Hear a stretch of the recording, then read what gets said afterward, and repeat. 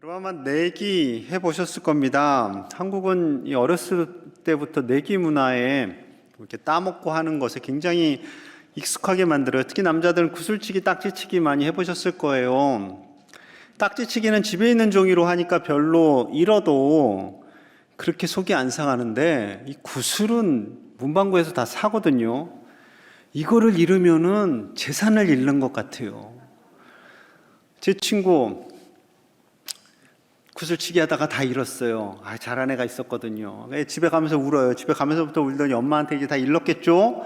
엄마가 짜잔하고 나타나서 구슬 따간 아이의 집에 갑니다. 그래서 야, 내놔. 그래가지고 되찾아오죠. 저희 집 얘기 아닙니다. 그런 경험이 있어요. 그리고 우리나라 의외로 이런 사행성 게임에 좀 이렇게 운이 좀 열려 있는 것 같아요. 짤짤이. 여성분들은 잘 모르시겠지만 남자들은 잘 아실 거예요. 이렇게 동전 가지고 하는. 그리고 뭐 고스톱, 포커 이런 거 하면 눈이 커지고 난 밤새는 줄도 잘 모르죠. 그리고 뭐 게임이 있습니다. 뭐 볼링, 골프, 당구 뭐 이런 웬만한 게임들 할 때 보통 내기를 합니다. 게임비 내기. 그래서 뭐 진 팀이나 진 사람이 그 게임비 전체를 내죠. 그러면 또 이제 또 목숨 걸고 하는 거죠. 여성들은 쇼핑을 할 때 그런 또 이제 호르몬이 많이 나온대요. 그래서 돈 쓰는 재미라고 하죠. 돈 쓰는 재미. 카드가 처음 나왔을 때 사람들이 너무나 신기해서 이 카드만 가지고 긁으면 다 상품을 주네요. 그래가지고 막 가는 곳마다 긁어가지고 나중에 카드비 때문에 한때 큰 문제가 있었죠. 다 이 모든 것들이 우리가 돈을 제대로 사용하지 못하는 방법 중에 어떤 그 결과로 일어나는 것이 아닐까 생각을 합니다. 요즘 또 재테크가 아주 난리죠. 부동산, 주식, 코인, 뭐 뉴스에 심심치 않게 나옵니다. 어느 연예인이 건물을 샀는데 나중에 수십억이 됐다더라. 그게 볼 게 대단하겠어요. 그럼 이제 2030 세대는 또 부러워요. 그런 돈은 없고 그러니까 주식을 합니다. 근데 주식을 하니까 이건 별로 돈이 안 되네. 그래서 24시간 일주일 내내 365일 계속 돌리는 코인을 하게 되죠. 물론 부동산 주식은 하실 수 있다고 저는 생각을 해요. 그런데 코인은 하지 마시기 바랍니다. 코인은 실체가 없어요. 대상이 없어요. 없는데 있다 치고 하는 거거든요. 굉장히 위험한 겁니다. 아무튼 요즘 많은 언론이 그런 것을 부추기고 그런 거를 참여하지 않으면 나만 도태되는 것이 아닌가 그런 마음을 심어줘요. 그러다가 또 들어갔다가 손해를 보기도 하고 하지요. 여러분, 이런 시대를 살아가고 있는 우리에게 건강한 물질관을 가지고 살아간다는 게 굉장히 중요합니다. 그래서 예수님께서 오늘 누가복음 16장에서 그 말씀을 하시는 거예요. 그런데 성경을 읽다 보면 굉장히 이해가 안 가는 부분이 종종 있습니다. 제가 1절 봅니다. 1절. 또한 제자들에게 이르시되 어떤 부자에게 청지기가 있는데 그가 주인의 소유를 낭비한다는 말이 그 주인에게 들린지라. 부자에게 청지기가 있습니다. 옛날에는 그 부자의 재산을 관리해주고 이렇게 써야 할 때 쓰고 또 거둬야 할 때 거두도록 하는 청지기들이 있었죠. 자기가 주인은 아니에요. 대신 맡아서 관리해주는 사람입니다. 자, 그래서 이 사람이 정직하게 해야 되는데 정직하게 하지 않았어요. 주인의 돈을 마치 자기 것인 양 착복을 한 거죠. 그리고 이 정직하지 않음이 드러나게 됩니다. 주인에게 들통이 났어요. 큰일 났다. 주인이 나를 쫓아낼 텐데 내가 쫓겨나면 지금 이 나이에 할 수 있는 게 없다. 어떻게 해야 될까 생각하다가 채무자들이 있잖아요. 그 주인에게 빚진 사람들, 그 사람들의 빚을 깎아주자. 그러면은 이 사람들이 굉장히 고마워해서 내가 쫓겨난 뒤에 나를 도와줄 것이다 라는 생각을 하고 채무자들 다 이렇게 모읍니다. 모아서 당신은 얼마나 빚졌어요? 기름 100마를 빚졌습니다. 그럼 여기 50이라고 쓰세요. 50으로 줄여줘요. 자, 당신 얼마나 빚졌어요? 밀 100석입니다. 당신은 80이라고 쓰세요. 이거 완전히 문서 위조지요. 이거 사기입니다. 분명히 잘못된 행동이에요. 그런데 더 황당한 건 주인의 반응입니다. 자, 8절 볼게요. 8절 시작. 주인이 이 옳지 않은 청지기가 이를 지혜 있게 하였으므로 칭찬하였으니 이 세대의 아들들이 자기 시대에 있어서는 빛의 아들들보다 더 지혜로움이니라. 이 옳지 않은 청지기가 일을 한 것에 대해서 주인이 칭찬을 해요. 칭찬을.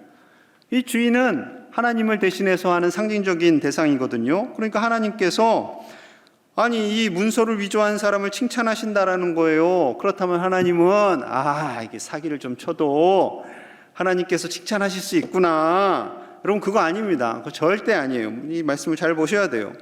여러분 이 시대에 빚진 사람들은 어떤 사람들이겠어요? 가난한 사람들입니다. 2000년 전에는 더더욱 가난한 사람들이 빚을 졌겠죠. 빚을 안 내고서는 살 수 없는 그런 사람들, 그 어려운 사람들의 빚을 탕감해 준 거예요. 주인 입장에서는 분명히 손해입니다. 그런데 이 주인은 좀 특이한 주인이에요. 자기가 손해보더라도 이 빚진 사람들, 어려운 사람들의 빚이 줄어들면 좋아하는 그런 너무나 착한 특별한 주인인 거죠. 그 주인의 마음이 바로 하나님의 마음이라는 거예요.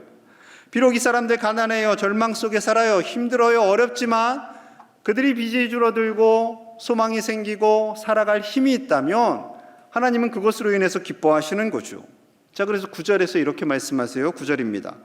내가 너희에게 말하노니 불의의 제물로 친구를 사기라. 그리하면 그 제물이 없어질 때에 그들이 너희를 영주할 처소로 영접하리라.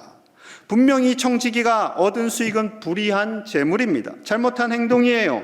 하지만 그 불의한 제물로라도 연약한 자들을 살리면, 그들을 도우면 그 제물이 없어질 때 연약한 자들이 우리를 귀하게 여길 것이다 라는 거죠. 자, 문제는 빛의 아들들보다 세상 사람들이 이런 일을 더 잘한다고 8절에 돼 있어요. 자, 이 세상 사람들에게는 좀 강조하는 것이 있습니다. 의리. 경상도 분들 계세요? 그럼 이런 표현 쓰죠. 우리가 남이가. 남이 아니라는 거죠. 우리 서로 협력해야 된다. 내가 너를 도와줄게. 너도 나를 잘 도와줘 라고 하는 거죠. 전라도 분들이 잘 쓰는 표현이 있어요. 좀 친해지는 것도 아니에요. 처음 만나자마자 형님, 동생 이 표현 잘 쓰시더라고요. 그래서 서로 친하게 지내고 협력하자는 거죠. 전라도 출신의 어느 담임 목사님께서 부목사님들 보고 형님이라고 불러라. 서울에 진짜 있어요. 그럼 부목사님들이 형님 그럽니다. 담임 목사님은 부목사님들에게 동생 이럽니다. 동생 그러지요. 그래서 저도 한번 해볼까 했는데 아직 쑥스러워가지고. 이런 빛의 아들이라고 하는 우리 그리스도인들이 잘못하면 바리새인들처럼 다른 사람들의 잘못을 지적하고 정죄하고 판단하는데 바쁠 수 있다라는 거예요. 어떤 사람이 사기를 쳤대요. 어떤 사람이 다른 사람의 돈을 떼고 도망갔대요. 하면 이제 계속 그 사람을 정죄하기도 하고요. 그 사람을 소문내기도 하고요. 그렇게 하지요. 그런데 그리스도인이라면 비록 그 사람이 그런 일을 했다 할지라도 얼마나 그가 힘들었을까 긍휼의 마음을 가지고 그를 바라볼 수 있어야 한다라는 거죠. 행여 우리가 정죄하고 판단하는 그 과정 속에서 정말 어렵고 힘든 사람들마저도 쉽게 정죄하고 판단할 수 있다라는 겁니다. 재물이 없어질 때라는 표현이 중요해요. 아무리 재물이 많다 할지라도 어느 순간에 그 재물이 없어질 때가 있겠지요. 그 재물이 없어지거나 설령 그 재물이 불의한 재물이라 할지라도 그 재물을 가지고 선을 베풀고 덕을 베푼다면 훗날에 그 선과 덕을 기억하고 감사하게 되는 사람들이 있을 것이다 라는 거죠. 자, 그래서 예수님께서 이렇게 말씀하세요. 우리 10절 11절 같이 봅니다. 시작. 지극히 작은 것에 충성된 자는 큰 것에도 충성되고 지극히 작은 것에 불의한 자는 큰 것에도 불의하니라. 너희가 만일 불의한 재물에도 충성하지 아니하면 누가 참된 것으로 너희에게 맡기겠느냐. 아멘. 예수님께서 갑자기 충성을 의미하세요. 충성이라는 단어를 계속 사용하세요. 의로운 충성이죠. 지극히 작은 것, 심지어 불의한 재물을 사용하는 경우가 있다 할지라도 충성하라는 겁니다. 누구에게 충성을 해야 될까요? 돈에 충성해야 할까요? 인간적인 주인에게 충성해야 할까요? 아닙니다. 하나님께 하나님께. 우리의 주인 되신 하나님께 충성하라는 거지요. 주시는 분이 하나님이시기에 그것을 적게 주시든지 많게 주시든지 심지어 우리가 일하는 그 일터가 세상 사람들이 그렇게 좀 좋게 보는 직장이 아니라 할지라도 아니라 할지라도 그곳에서 하나님께 충성하라는 겁니다. 우리의 주인이신 하나님께 충성하라는 거죠. 그럼 어떻게 하는 것이 충성하는 걸까요? 마태복음 6장 19절에서 20절 말씀입니다. 너희를 위하여 보물을 땅에 쌓아두지 말라. 거기는 좀과 동록이 해하며 도둑이 구멍을 뚫고 도둑질하느니라. 20절부터 같이 볼게요. 시작.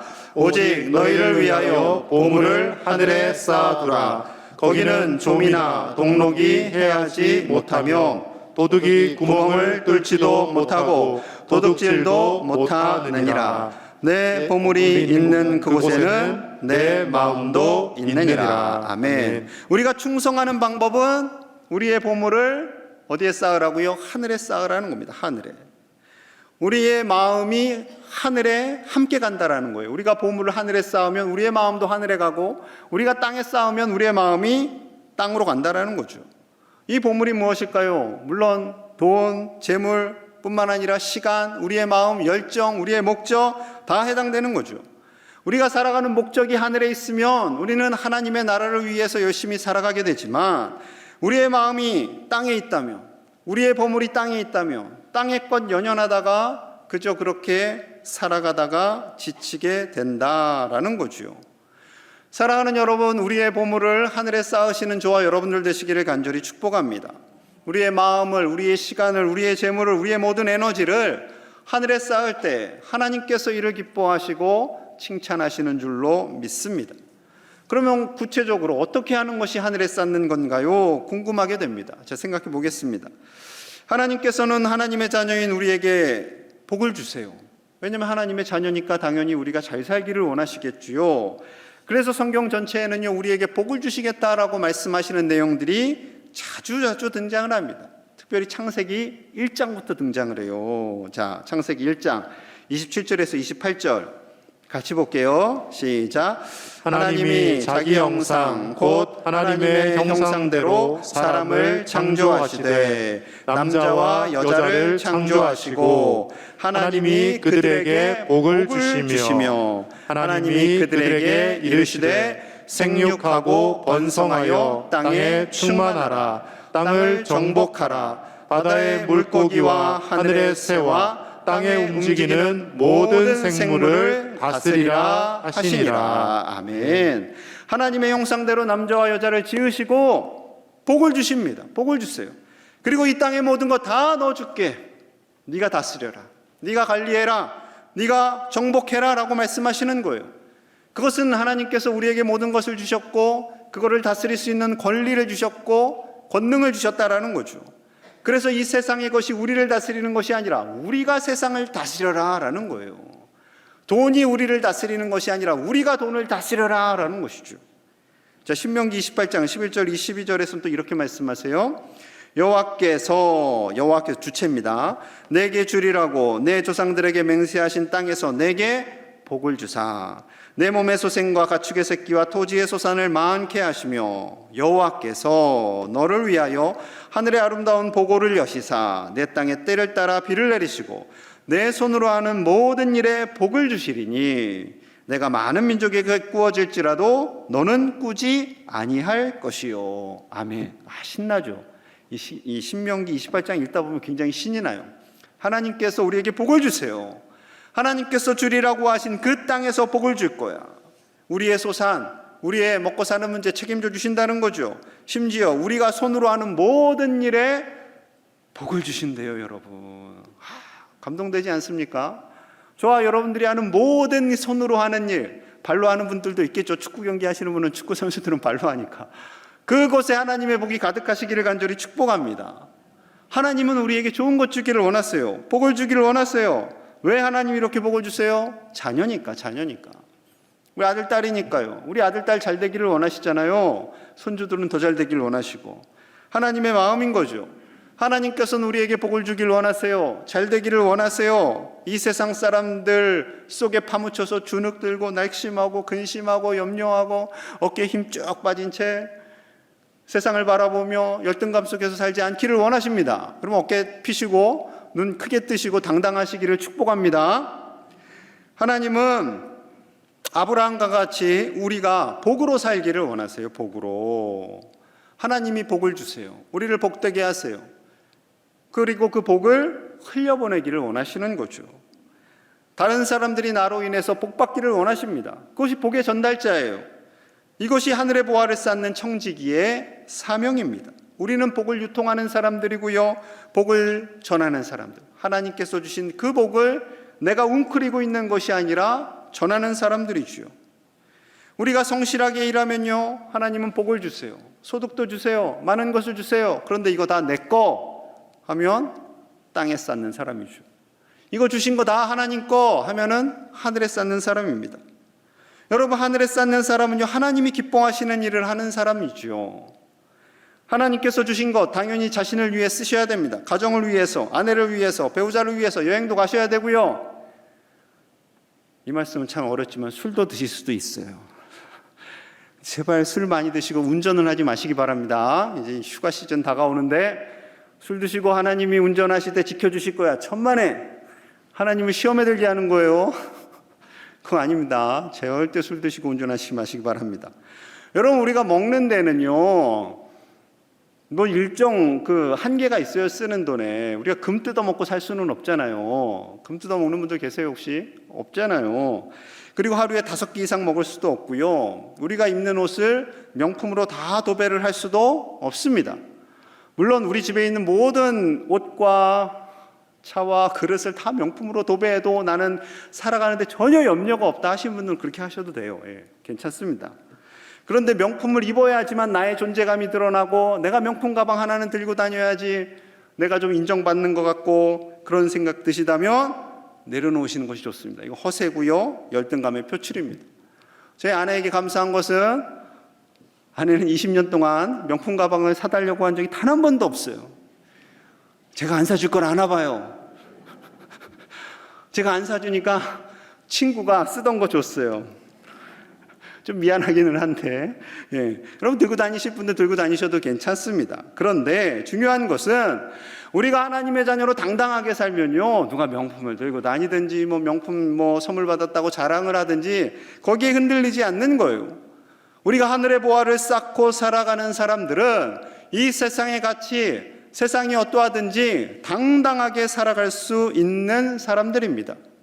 하나님께서 주신 모든 것, 하나님의 방법대로 살아간다면 그것이 하나님의 기쁨이고 하나님의 자랑이지요. 그런 인생 살아가시는 저와 여러분들 되시기를 간절히 축복합니다. 여러분, 예수님께서 한 부자 청년을 만나세요. 이 부자 청년 귀하게 자랐어요. 믿음도 있어요. 그런데 뭔가 아쉬운 게 하나 있어요. 부족한 게 딱 하나 있어요. 누가복음 18장 22절입니다. 예수께서 이 말을 들으시고 이르시되 내게 아직도 한 가지 부족한 것이 있으니 내게 있는 것을 다 팔아 가난한 자들에게 나눠주라. 그리하면 하늘에서 내게 보화가 있으리라. 그리고 와서 나를 따르라 하시니. 세상에 예수님 말이 되십니까? 한 가지 부족하다고 하는데 재산 다 팔으래. 이게 시험 들죠. 시험 들 수 있을 거예요. 이 청년 부자 청년이에요. 능력이 있어요. 믿음도 있어요. 예수님께서 나를 따라라, 팔고 나를 따라라. 이 청년이 정말 팔면 예수님 따르기를 원하시는 거죠. 그만큼 믿음도 있는 신실한 청년이지만 이 청년의 마음속에 하나님과 재물 사이에 뭐가 더 우선이라고요? 재물이 더 우선인 거죠. 그걸 말씀하시는 거예요. 그래서 팔아라 라고 말씀하시는 거죠. 칼 매닝거라는 유명한 정신과 의사에게 돈이 많은 환자가 옵니다. 돈이 많아요. 근데 늘 불안하고 염려하고 근심 걱정이 가득 차 있어요. 당신은 돈이 그렇게 많은데 왜 그렇게 불안해합니까? 이 돈 다 어디에 쓰려고 그래요? 그러자 이 환자가 말합니다. 나도 그것 때문에 걱정입니다. 돈이 많은 게 걱정이에요. 그런데 이 돈을요, 그냥 주면 되잖아요. 그럼 못 줘요. 나 이거 누가 가져갈까 봐. 나 이거 두렵다는 거예요. 큰 공포에 휩싸인다는 거예요. 돈을 그저 쌓아두려고만 했지 어떻게 써야 할지 모르겠다라는 거예요. 특히 다른 사람을 준다라는 것은요, 자신의 일부를 떼어주는 것과 같다라는 거예요. 그래서 누군가에게 내 돈을 주면 그 사람 팔 하나 떼주는 거예요. 다리 하나 떼주는 거예요. 그런 고통, 그런 공포가 있다라는 거죠. 그러니 어떻게 다른 사람을 위해서 쓰겠습니까? 여러분, 이 사람에게는요, 돈이 주인인 거예요. 돈에 지배당하는 인생입니다. 여러분, 우리의 주인은 하나님이신 줄로 믿습니다. 삼위일체 하나님을 우리는 주님이라고 표현하죠. 주님, 주인 주자에 높임을 뜻하는 의존명사. 그 사이에 사람인자가 들어가면 주인님이 되는 거잖아요. 사람인을 쏙 빼요. 하나님이시니까. 그래서 주님이 되는 겁니다. 주인님을 모시는 우리는 주님의 뜻대로 사는 사람들이지요. 물론 하나님은 우리를 향해서 너희는 내 종이다, 종이니까 말 잘 들어라 이러시진 않습니다. 아들이다, 딸이다 라고 말씀을 하시죠. 그런데 우리의 정체성에는요, 청지기 사명이 있는 거예요. 청지기 사명. 우리가 아들로 딸로 하나님의 복을 받고 살아가지만 이 세상에 사는 날들 동안 하나님이 맡겨주신 보물, 그 보물을 나를 위해서, 나만을 위해서 사는 것이 아니라 하나님의 뜻과 하나님의 의를 위해서 멋지게 사용하는 사명자로서, 청지기로서의 책임이 있다라는 것이지요. 그래서 나를 통해서 하나님 주신 복을 흘려보내는 거예요. 복의 전달자로 살게 하시는 거예요. 예수님께서 결정적인 한 말씀을 하시지요. 자, 13절 같이 봅니다. 13절 시작. 집 하인이 두 주인을 섬길 수 없나니 혹 이를 미워하고 저를 사랑하거나 혹 이를 중히 여기고 저를 경히 여길 것임이니라. 너희는 하나님과 재물을 겸하여 섬길 수 없느니라. 아멘. 우리는 하나님과 재물을 겸하여 섬길 수 없다. 두 주인을 섬길 수 없다라는 거예요. 여기서 재물은 그냥 단순히 돈이 아니라 이 원어 성경에는 돈신을 의미합니다. 왜냐하면 돈이 신과 같은 능력이 있기 때문에 그래요. 돈을 가지면 기쁘잖아요. 어렸을 때 100원 주워 보셨죠? 야, 100원 주웠어요. 대박. 1,000원만 주워도 막 엄청나게 큰 기쁨이 있죠. 1,000원 떨어진 거 주실 때는 눈치를 봐요. 이렇게 한번. 네. 그리고 좀 좋은 날이 될 거야. 막 이러다가 여러분, 그러다가 돈 때문에 심지어 자살하는 사람도 있어요. 돈 때문에. 그러니까 이 돈이라는 게 우리에게 때로는 기쁨도 주지만 목숨을 끊게 만드는 도구가 이 돈이라는 거죠. 그러니 하나님께서 어떻게 해요? 너희 둘 중에 하나밖에 섬길 수가 없어. 그럼 당연히 하나님을 섬기기를 원하시는 거죠. 하나님을 주인 삼고 하나님께 충성하라는 것입니다. 복을 주시는 분이 누구시니까? 하나님이시니까. 자, 이 말씀을 하자 놀라운 반응을 보이는 사람들이 있어요. 자, 14절입니다. 바리새인들은 돈을 좋아하는 자들이라 이 모든 것을 듣고 비웃거늘. 예수님의 말씀을 비웃네요, 이 사람들이. 그런데 바리새인이 누구예요? 당시 종교 지도자들이에요. 일주일에 2번은 금식한다는 사람들이에요. 율법을 잘 지킨다는 사람이에요. 이 사람들이 비웃습니다. 왜냐하면 그 당시에 돈이 많다라는 것은 하나님께서 주시는 복을 많이 받았다라고 생각했어요. 그럼 돈이 없는 사람은 복을 안 받은 사람이잖아요. 그러니까 재정적으로 어려운 사람은 얼마나 위축돼서 살겠어요. 여러분, 결코 그렇지 않습니다. 그래서 이 사람들은 비웃어요. 여러분, 돈이 우리의 주인 되지 않기 위해서는 잘 사용하셔야 됩니다. 잘 다스려야 됩니다. 분명히 창세기 1장에 하나님께서 다스리라 말씀하셨잖아요. 다스려라. 지배당하지 말아라. 다스림 당하지 말아라. 다스려야 돼. 이를 위해서는요, 하늘의 보화를 쌓는 사람이 되어야 한단다 말씀하십니다. 하나님의 뜻을 구하라는 거죠. 청지기로서 복을 전달하는 사람으로 살라는 것입니다. 제가 여러분 숙제를 드릴게요. 여러분, 일반적으로 우리는 하나님께 기도해요. 하나님, 안정된 노후를 살게 해주세요. 우리 자녀들이 사업 형통하게 해주세요. 돈 잘 벌게 해주세요. 예, 기도하실 수 있습니다. 기도하셔야 돼요. 더하기 어떤 기도하셔야 하냐면, 하나님이 이 재정을 어떻게 사용해야 하나님의 기쁨이 되겠습니까? 하나님이 이 재정을 어떻게 사용해야 하늘의 보화를 쌓는 방법으로 살겠습니까? 이 기도하셔야 돼요. 이 기도하실 때 우리의 인생, 우리에게 복을 주시고 우리를 청지기로 살게 하시는 그 하나님의 뜻대로 사는 복 있는 인생이 되는 줄로 믿습니다. 사랑하는 여러분, 하나님의 청지기로 사시기를 간절히 축복합니다. 하나님의 복을 받으시기를 축복합니다. 그리고 그 복을 받고 누리고 나누고 흘려보내는 복의 전달자로 사시는 우리 제1의 가족들 다 되시기를 간절히 축복합니다. 우리 함께 마음을 모아서 기도하겠습니다. 하나님께서 우리에게 복을 주십니다. 그리고 그 복을 받은 자로 살라라고 말씀합니다. 세상을 다스리며 지배하며 살라 말씀합니다. 물질에 의해서 복에 지배당하는 인생이 아니라 그 물질을, 복을 다스리며 지배하며 복의 전달자로 살라 말씀하십니다. 하나님 주신 복을 하늘에 쌓는 하나님의 백성들이 되게 하여 주시옵소서. 우리를 통해서 하나님의 복이 흘러가게 하여 주시옵소서. 하나님의 복을 전하는 축복의 통로요 복의 전달자가 되게 하여 주시옵소서. 우리 가정이, 우리 가문이 그렇게 살게 하여 주시기를 소망하며 함께 간절히 기도하겠습니다. 하나님 감사합니다. 우리를 자녀 삼아 주시고 복을 주시니 감사합니다. 하늘의 복과 이 땅의 복을 받고 그 복을 하늘에 쌓는 우리가 되게 하여 주시옵소서. 물질에 지배당하는 인생이 아니라 물질을 다스리고 지배하는 자들이 되게 하여 주시옵소서. 하나님의 기쁨 되게 하시고 그 받은 복을 가지고 흘려보내는 복의 전달자가 다 되는 우리 제1의 가정들, 그 후손들 되도록 축복하여 주시옵소서. 물질로 인하여 어려움 당한 이들 있습니까? 하나님 찾아가 주셔서 위로하시고 새 힘을 주시고 절망하지 않게 하시고 하늘의 복과 이 땅의 복을 더하여 주시옵소서. 주님 의지하며 예수님 이름 받들어 간절히 축복하며 기도하옵나이다. 아멘.